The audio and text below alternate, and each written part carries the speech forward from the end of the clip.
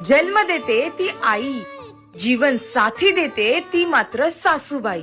संस्कार करते ती आई, संस्कार करणं शिकवते ती मात्र सासूबाई.